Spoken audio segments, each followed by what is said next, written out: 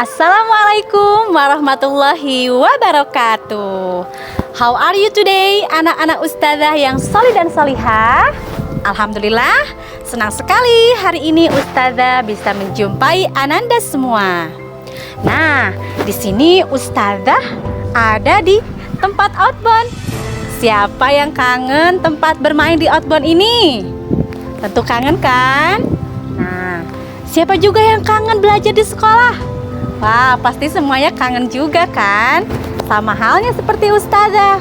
Ustaz dan ustazah semuanya merindukan suasana belajar di sekolah bersama Ananda. Bermain, belajar, dan bergembira di sekolah. Namun, hari ini ya, karena kita sedang berada di masa pandemi, nah kita mengikuti anjuran pemerintah untuk tetap di rumah saja. Kenapa harus di rumah saja? Karena hal ini untuk menyelamatkan kita dari penyakit-penyakit atau virus-virus yang menyebar di sekitar kita. Namun hal ini tidak boleh menurunkan semangat kita untuk terus belajar. Dan jangan lupa, tidak boleh mengeluh ya, karena mengeluh akan memperburuk keadaan. Nah, seperti halnya Imam Syafi'i. Nah, siapa yang kenal Imam Syafi'i? Pasti sudah tidak asing lagi kan mendengar nama Imam Syafi'i. Nah, siapa yang mendengar kisahnya? Yuk, ustazah hari ini akan berkisah mengenai Imam Syafi'i. Solih-solihah, tahukah Ananda siapa itu Imam Syafi'i? Ya, Imam Syafi'i adalah salah satu imam besar yang kita kenal mazhabnya, yaitu mazhab Syafi'i. Ustazah akan menceritakan dari lahir sampai meninggal ya.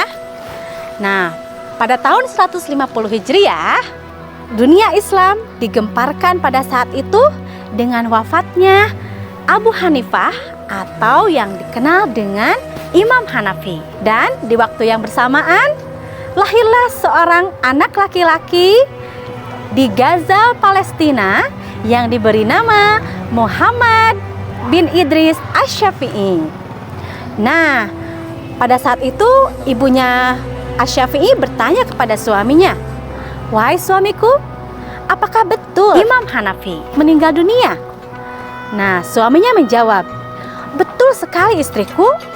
Nah, lalu istrinya pun sambil kata kepada suaminya, "Wahai suamiku, hari kemarin pada saat wafatnya Imam Hanafi adalah bertepatan dengan hari di mana dilahirkannya anak kita." Ya, kata suaminya, "Masya Allah, siapa tahu anak kita juga menjadi orang besar seperti Imam Hanafi." Dan tahukah Ananda, Asy-Syafi'i lahir dari seorang ayah yang berasal dari kota Mekah dan dari suku Quraisy, dan nasabnya bertemu dengan Nabi Muhammad Sallallahu Alaihi Wasallam.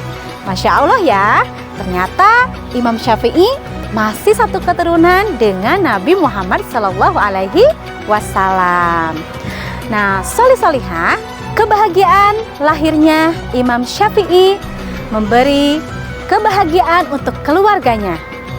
Namun, kebahagiaan itu harus terhenti ketika ayahnya Imam Syafi'i meninggal pada saat Imam Syafi'i tidak lama dilahirkan. Nah, sedih sekali ya anak-anak. ayahnya tidak bisa membersamai Imam Syafi'i sampai dewasa. Namun, ya, ibunya selalu memberikan yang terbaik dari kelahiran Imam Syafi'i. Ia ingin menjadikan Imam Syafi'i sebagai orang yang besar, ya, sebagai orang yang dikenal masyarakat dan memberikan manfaat untuk umat. Nah, solih-solihah, tahukah Ananda bahwa Imam Syafi'i ini lahir dari keluarga yang kurang mampu, dan ketika ibunya ingin menyekolahkannya sudah berpikir sangat jauh. Ia ingin memberikan Asy-Syafi'i ilmu yang terbaik untuk umat. Nah, pada saat usia 2 tahun, Imam Asy-Syafi'i dibawa oleh ibunya pergi ke Mekah, ya, untuk menjemput kebesarannya. Di Mekah, ibunya terus mengasuh Imam Syafi'i dan memberikan pelajaran-pelajaran, ya, ketauhidan kepada Imam Syafi'i, sehingga Imam Syafi'i tumbuh menjadi anak yang cerdas dan solih tentunya. Nah, solih-solihah, tahu gak Ananda bahwa Imam Syafi'i pada usia 7 tahun, ya, kalau sekarang usia kelas 1 SD.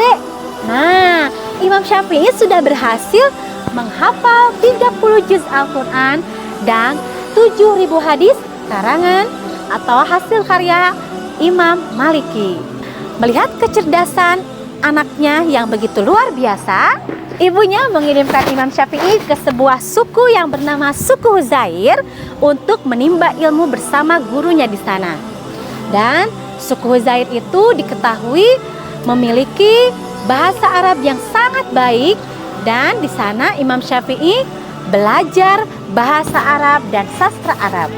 Nah, selain belajar bahasa Arab, Imam Syafi'i memperdalam ilmu keislamannya seperti belajar fikih dan lain halnya kepada gurunya di sana.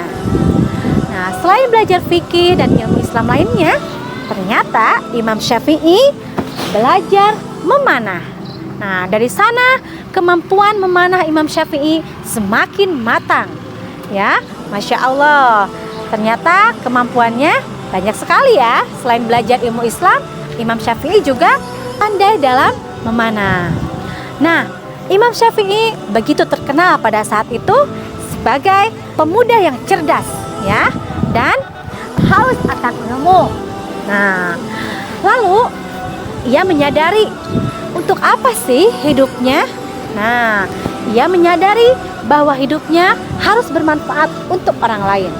Lalu satu lagi yang menjadi mimpi besar Imam Syafi'i, ia ingin berguru ke Madinah, yaitu ke Imam Malik. Nah, lalu Imam Syafi'i pun meminta izin kepada ibundanya untuk pergi belajar. Nah, tentu saja ibundanya mengizinkan Imam Syafi'i untuk pergi belajar, ya. Tahukah Ananda, Imam Syafi'i ketika belajar, ia tidak memiliki buku, ia tidak memiliki uang yang banyak untuk membayar gurunya. Nah, namun hal itu tidak menjadikan Imam Syafi'i berkecil hati. Tidak menjadikan banyak alasan untuk Imam Syafi'i untuk terus belajar. Nah, Imam Syafi'i karena tidak memiliki buku dan tidak punya uang untuk membeli kertas-kertas untuk menulis. Nah, lalu ilmu yang ia hafalkan, ia tulis di tulang belulang yang ia temukan di jalan. Ketika ia hafalkan, langsung ia tulis di tulang belulang, dan ketika sudah penuh, tulang itu ia kumpulkan di dalam gentong. Terus saja seperti itu, ya, sampai gentongnya penuh dengan tulisan-tulisan Imam Syafi'i. Masya Allah ya. Walaupun Imam Syafi'i belajar dalam keterbatasan, namun ia tetap semangat untuk menuntut ilmu. Tidak ada alasan untuk malas belajar. Nah, solih-solihah, ketika di Madinah, beliau bertemu dengan Imam Malik. Pada awalnya, beliau tidak diizinkan untuk berguru kepada Imam Malik. Namun, beliau berusaha keras untuk tetap bisa belajar kepada Imam Malik. Nah, akhirnya beliau bisa bertemu dengan Imam Malik. Nah, apa yang ditanya Imam Malik terlebih dahulu? Imam Malik bertanya, namanya terlebih dahulu ya. Siapa namamu? Nah, namaku Syafi'i. Dari mana asalmu? Aku berasal dari Mekah, kata Imam Syafi'i. Apakah kamu dari suku Quraisy? Tanya Imam Malik. Ya, betul sekali. Aku dari suku Quraisy. Baik, kata Imam Malik. Mulai hari ini, kamu bisa belajar bersamaku. Nah, Imam Malik melihat kecerdasan Imam Syafi'i yang luar biasa. Lalu Imam Malik berpesan kepada Imam Syafi'i. Wahai Syafi'i, ya, aku melihat cahaya dalam hatimu. Ya, kelak engkau akan menjadi orang besar. Pesan aku, jangan padankan cahaya itu dengan kemaksiatan atau perbuatan yang tidak baik yang bisa menghilangkan ilmu-ilmu yang engkau telah dapatkan. Nah, Imam Syafi'i pun menghormati guru-gurunya sehingga ilmu yang ia dapatkan berkah selalu. Lalu pada saat berguru kepada Imam Malik, nah, Malik pun meninggal dunia. Imam Syafi'i ditinggal oleh guru tercintanya. Lalu ia berkelana setelah itu ke mana? Kota Mekah, ke Baghdad, ya, ke Yaman, sampai ke negara-negara yang lainnya. Ia telusuri untuk menimba ilmu. Imam Syafi'i kita bisa belajar untuk selalu belajar rajin, tidak pernah mengeluh, serta memanfaatkan apapun yang ada di sekitarnya. Nah, hari ini orang tua kita telah memberikan fasilitas yang begitu baik kepada kita, mulai dari fasilitas sekolah, kendaraan yang bagus, serta kasih sayang yang melimpah dari orang tua kita. Sekarang kita sudah dimudahkan oleh Allah Subhanahu wa Ta'ala untuk menuntut ilmu. Tak perlu capek-capek berpanas-panasan sampai berjalan berkilo-kilometer di tengah padang pasir seperti Imam Syafi'i. Sudahkah kita bersyukur hari ini? Nah, mari kita bersyukur hari ini dengan menghormati orang tua kita dan menghormati guru-guru kita agar ilmu yang kita dapatkan menjadi ilmu yang berkah dan bermanfaat. Jangan jadikan fasilitas yang diberikan oleh orang tua kepada kita untuk misalnya hari ini kita diberikan HP yang bagus untuk belajar online, namun kita gunakan untuk bermain game. Nah, apakah itu sudah menunjukkan anak yang baik dalam menuntut ilmu? Tentu tidak, bukan? Nah, hari ini silakan peluk ayah bundanya, memohon maaf kepada mereka, dan meminta doa agar Ananda menjadi anak dan pemuda yang berguna untuk bangsa dan agama. Billahi taufiq wal hidayah. Wassalamualaikum warahmatullahi wabarakatuh.